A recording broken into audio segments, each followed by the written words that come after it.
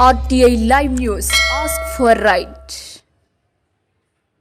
ఆమనగల్ మండల కేంద్రంలో చిరు వ్యాపారస్తులకు ఉపాధి కల్పించుటకు 2018 జూలై 17 తారీఖు రోజున ఎమ్మెల్సీ కసిరెడ్డి నారాయణరెడ్డి అప్పటి పంచాయతీరాజ్ శాఖ మంత్రి జూపల్లి కృష్ణారావు సహకారంతో తెలంగాణ ప్రభుత్వం వ్యాపారస్తులకు షాపింగ్ కాంప్లెక్స్ కట్టించాలని నిర్ణయించి ప్రొసీడింగ్ ఇచ్చారు. అప్పటి మండల పాలకవర్గం బీజేపీ కావడంతో టీఆర్ఎస్ రాష్ట్ర ప్రభుత్వం ఇచ్చిన ప్రొసీడింగ్లో పొందుపరిచిన పేమెంట్ కంటే మండల పాలకవర్గం ఎక్కువ ధరను నిర్ణయించడంతో చిరు వ్యాపారులు కోర్టును ఆశ్రయించి స్టే ఆర్డర్ తెచ్చుకున్నారు.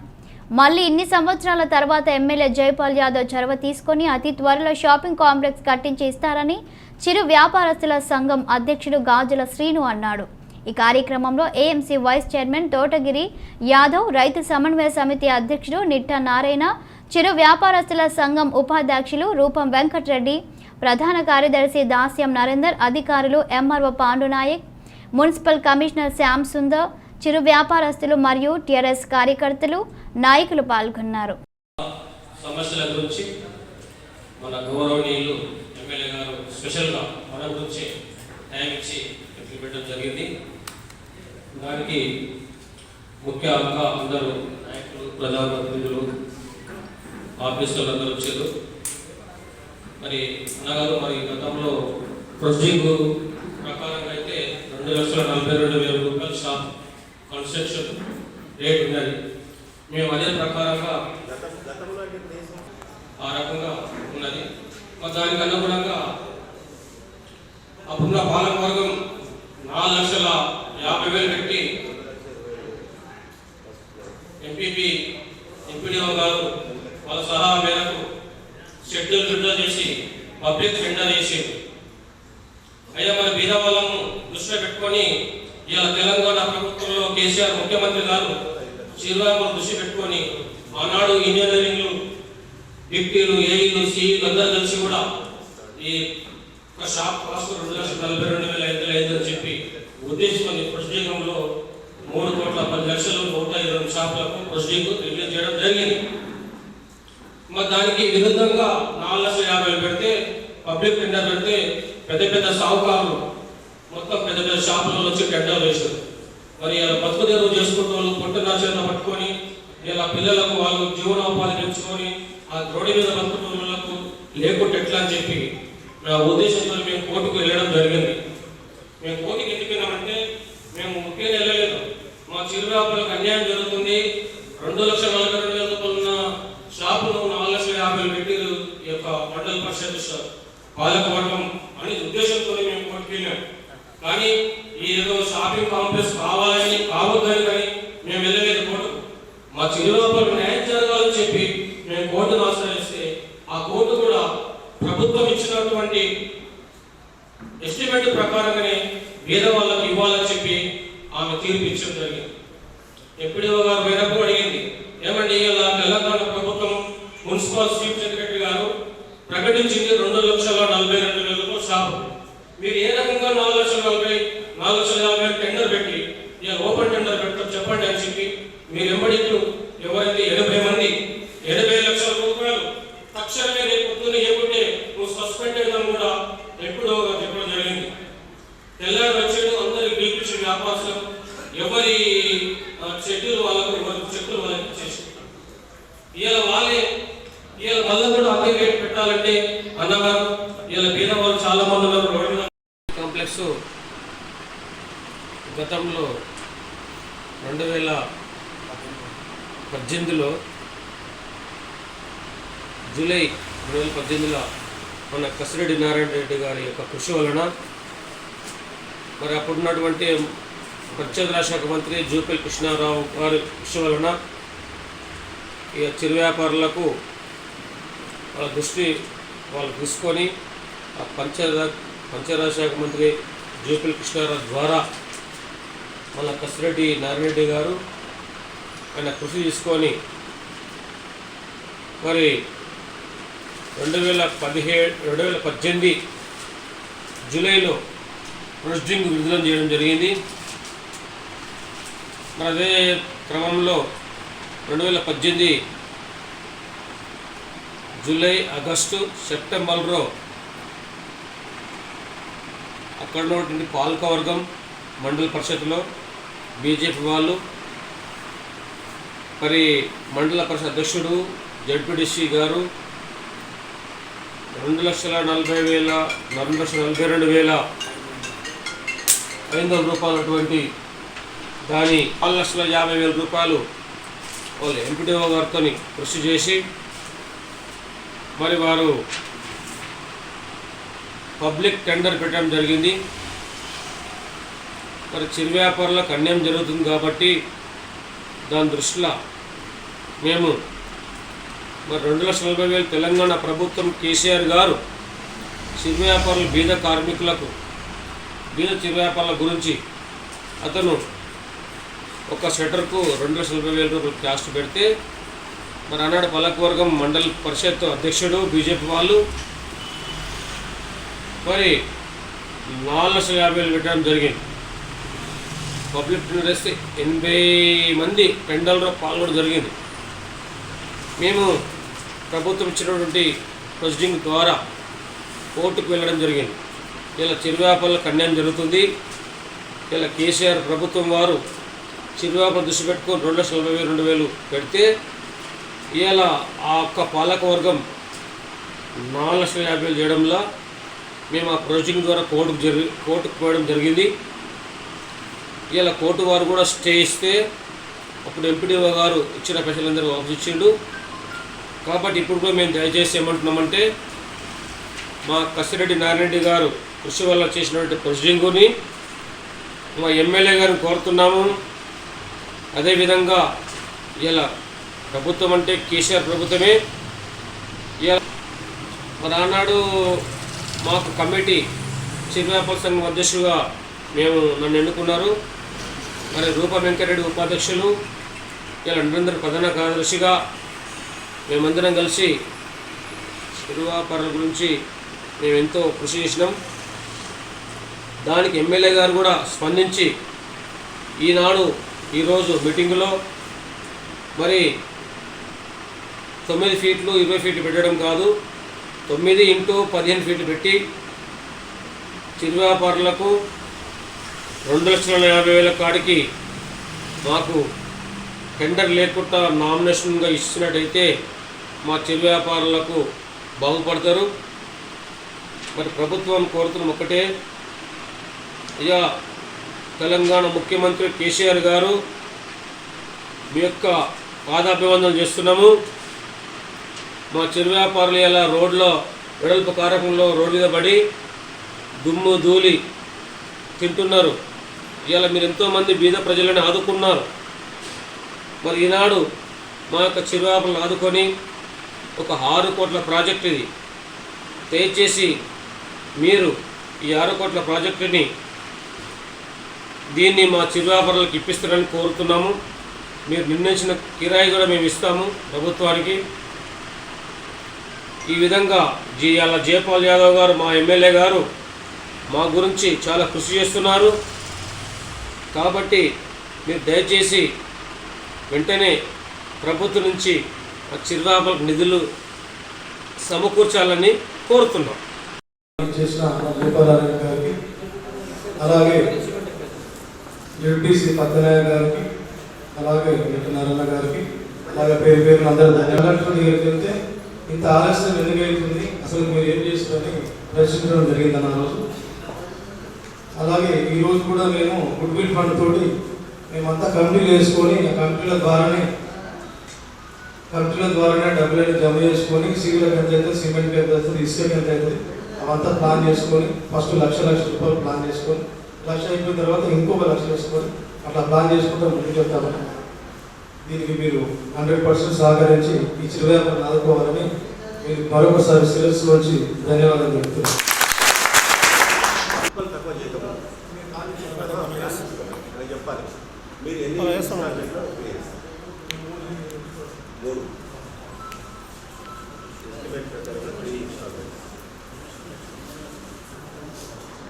సమస్య అదేవిధంగా వేదిక పైన పెద్దలందరికీ వారితో పాటు సజెషన్ అన్న ఈ 9/15 కరెక్టే, కానీ ఈ ఇన్స్టాల్మెంట్ కూడా 3 పెట్టాయి.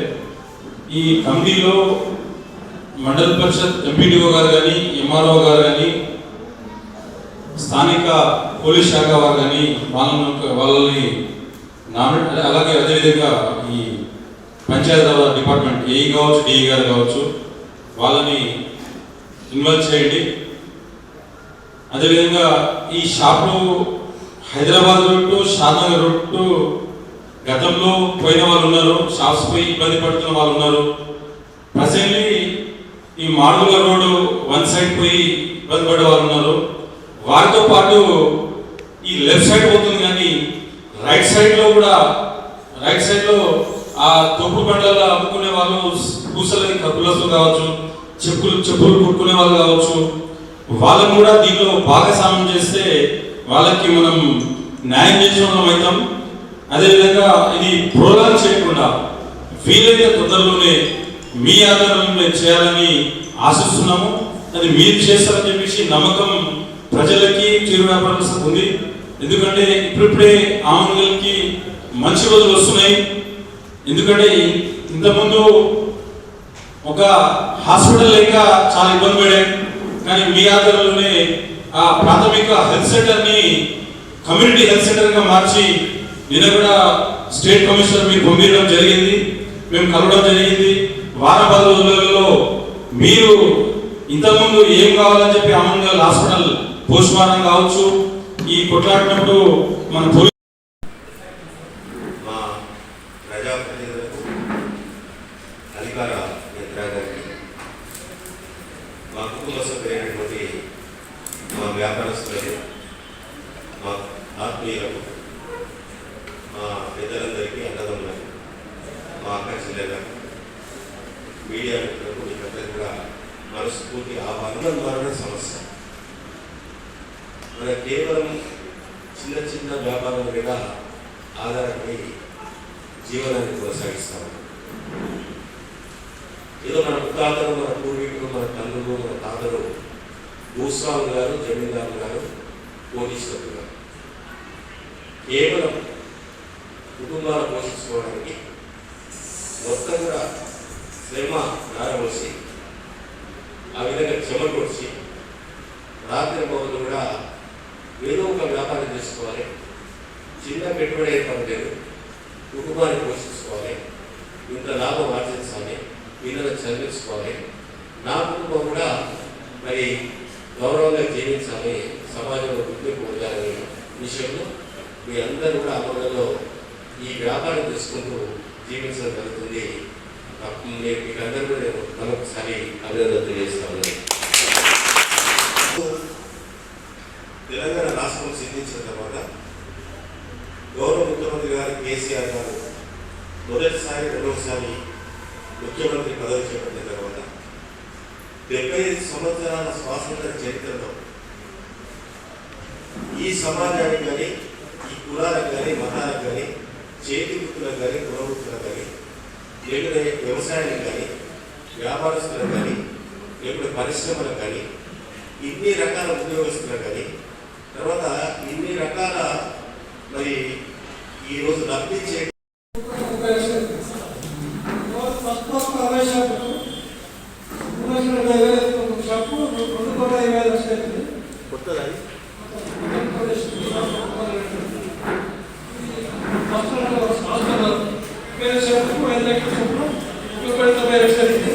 మొత్తం 7,40,00,000 ఈ సంవత్సరం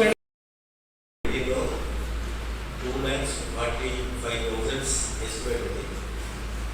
అయితే దీంట్లో మరి సీట్ చెప్పింది ఏంటంటే ఇప్పుడు మండల ప్రజా పరిషత్ shopping complex ground floor, first floor, old hospital, APHS bus stand, ఇది గ్రౌండ్ ఫ్లోర్, ఫస్ట్ ఫ్లోర్ ఇవి ఉంది. అప్పుడు 2,45,000 ఎస్టిమేట్ కాస్ట్ 2018 అంటే ఇప్పుడు 4 years అయింది. 4 yearsకు మెటీరియల్ కాస్ట్, తర్వాత మేస్త్రీలు, లేబర్ కూడా అయితే స్టీలు నిలవన 97 రూపాయలు ఉన్న స్టీలు మన 67-70 స్టీల్. సిమెంట్ కూడా 400 పోయింది, మంచి గ్రేడ్ సిమెంట్. అంతకు 750 అయింది, అప్పుడు 450 ఉన్నది, ఇప్పుడు శాండ్ కూడా పెరిగింది, మళ్ళీ పెరిగింది. ఒక్కసారి మరొకసారి ఈ ఎస్టిమేట్స్ ఒక్కసారి మనం కరెక్ట్గా చేయండి. ఎందుకంటే దీంట్లో నేను ఏమంటుంటే నో లాస్ నో ప్రాఫిట్, నేను రాస్తుంది నో లాస్ నో ప్రాఫిట్. ఇప్పుడు ముందుకు అయినట్టుందంతా ఈ వాళ్ళని కూడా ట్రావెల్ చేసి కట్టాను.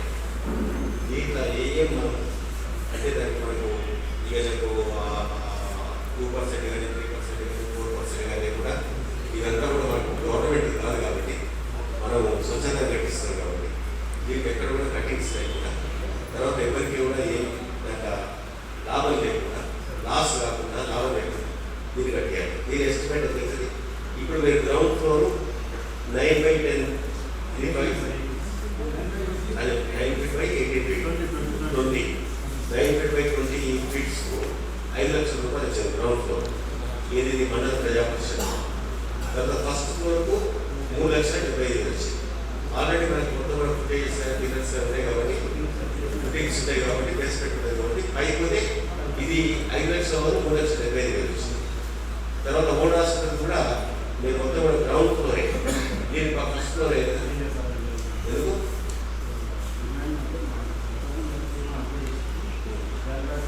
చూసుకున్నాం. ఫస్ట్ ఫ్లోర్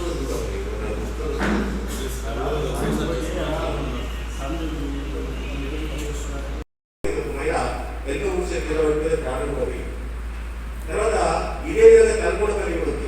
కల్పడపల్లి కూడా ఆ కల్పడపల్లి రోడ్ మొత్తం వేపిస్తుంది. వేపించినప్పుడు ఇప్పుడు వెంజాల చౌరస్ నుంచి ఆ పోలీస్ స్టేషన్ నుంచి కల్పడపల్లి గ్రామానికి వచ్చినప్పుడు బస్ స్టాండ్కి వచ్చినప్పుడు అక్కడ లైబ్రరీ ఉంది. ఆ మన ముందరే మండల ఆఫీసు, రెవెన్యూ ఆఫీసు, మరి అదేవిధంగా హాస్పిటల్, అదేవిధంగా మరి పశువుల దవాఖానా, ప్రభుత్వ కార్యాలయం మొత్తం కూడా అక్కడ బిజినెస్ కూడా అక్కడే ఉంది. అక్కడే పోచమ్మ ఉంది, మైసమ్మ ఉంది, అక్కడే మొత్తం కూడా మరి మెడికల్ షాప్స్ ఉన్నాయి, బిజినెస్ సెంటర్స్ ఉన్నాయి. అక్కడ కూడా ఒక బస్సు వస్తే మరి ఇంకో బస్సు రాదు, మొత్తం జామ్ అయిపోయి ఇక్కడి నుంచి అక్కడ దాకా మొత్తం కూడా మొత్తం నిలబెట్టి ట్రాఫిక్ జామ్ అయిపోతుంది, అంతరాయం జరుగుతుంది. కాబట్టి మేము ఏం చేసామంటే మన రాష్ట్రానికి రావాల్సినటువంటి మన వాటర్ డబ్బు గురించి ప్రతి ఇంటిలో కూడా కోటా వస్తుంది. ఆ కోటాను అనుసరించుకునే వెంటనే మొత్తం 2 ప్రారంభించాం. ఈ ఇక్కడ మన దగ్గర ఇక్కడ చాలగొండ 600 రూపాయలు ఒక 15 కోట్ల రూపాయలు ఇచ్చాం. తర్వాత కలపూర్తి నుంచి గుంటూరు వరకు ఒక 15 కోట్ల రూపాయలు ఇచ్చాం. ఇప్పుడు గుంటూరు నుంచి బ్రహ్మపేట రామగిరి వరకు తెలుగుపల్లి వరకు 20 కోట్ల రూపాయలు ఇచ్చాం. అదేవిధంగా కల్పడ నుంచి ఆవులకు సందవై భవానీ ఫంక్షన్ వరకు 35 కోట్ల రూపాయలు ఇచ్చాం. 37 కోట్ల రూపాయల మంజూరు వచ్చేసి దానికి సంబంధించిన ఎస్టిమేట్స్ కూడా తయారైనాయి. ఓన్లీ పిలిచేందంటే టెండర్ కాల్ఫామ్ చేస్తూ ఆ టెండర్ కూడా అతి తొందరగా పూర్తయితే అప్పుడు ఆమూలగల్ పట్టణంలో మనం ఎంత తీసుకోవాలి, కల్పడపల్లి పట్టణంలో ఎంత తీసుకోవాలి. ఇప్పటికి అధికారులు వచ్చేసి ఆర్ఎండ్ అధికారులు వచ్చేసి ఇక్కడ 33 సెంటర్లు తీసుకున్నాం. అంటే 65 ఫీట్ల రోడ్డు వెడల్పు కావాలి. అది ఆర్ఎండ్బి నామ్స్ ప్రకారం జరుగుతుంది. కల్పడపల్లి ఇక్కడ కానీ నాకు కొంత రికమెండేషన్ కల్పడపల్లి వచ్చి అందరూ చూసిందంటే తీసుకొని మేము స్వచ్ఛందంగా ముందుకు వస్తాం, పూలగొట్టండి ఏం కాదు, మేము ఎందుకు కట్టుకుంటాం అని చెప్పి. అంటే దేశం అంటే మట్టి కాదు, దేశం అంటే మనిషి. ఇలా ప్రభుత్వం అంటే ప్రజల చేత ఎన్నుకోబడ్డది.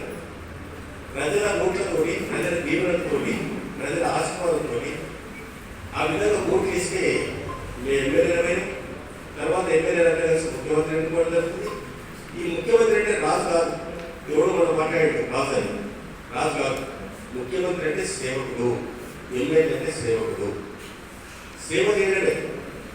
ఇలా ప్రభుత్వం అంటే ప్రజల ముఖ్యంలోకి రావాలి, ప్రజలను గట్టికి ఎక్కలేక కావాలి. ఇలా ప్రభుత్వంలో పనిచేసినటువంటి వాళ్ళు ఇలా స్వచ్ఛందంగా పనిచేయాలి, సమాజాన్ని మొత్తంలో సమాజ స్థాపన చేయాలి. ఇలా రాజకీయం అంటే వ్యాపారం కాదు, రాజకీయం అంటే స్వచ్ఛందంగా సేవ చేయడము. పేద ప్రజలే దేవుళ్ళు, సమాజమే దేవాలయము.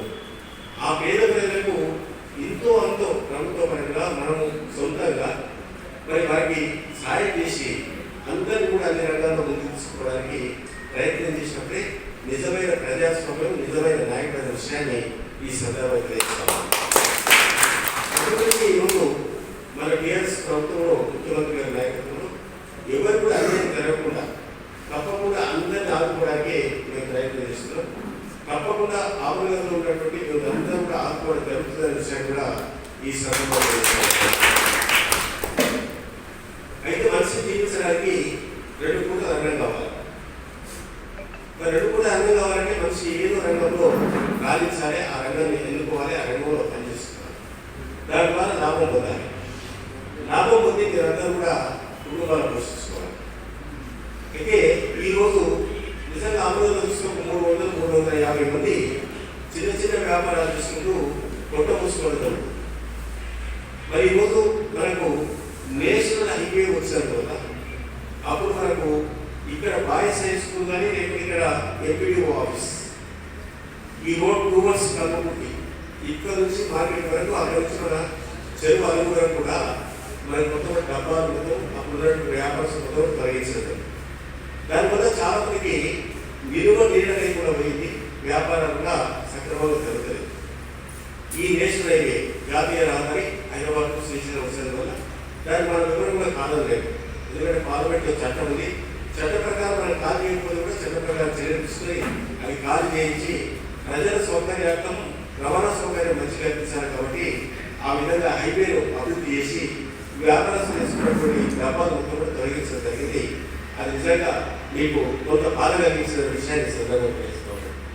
ఇటీవల మళ్ళీ ఒకటి మనకు ఒక రోడ్డు చాలా రోజుల నుంచి పెండింగ్ ఉంది. మీరు ఎప్పుడు 4 నుంచి నేనే ఇచ్చేసినప్పుడు జూనియర్ కాలేజ్ బిల్డింగ్ ఇక్కడ హై స్కూల్లో నడుస్తుంది. అయితే అప్పటి నుంచి ఇక్కడ కోర్టులో స్టే ఉన్నందు వల్ల అక్కడ మనం నిర్మాణం చేయలేకపోయాం.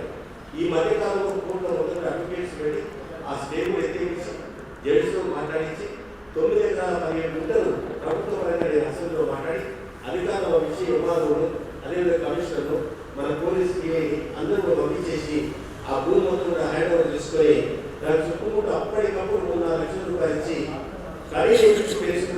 గేట్ కూడా పెట్టారు.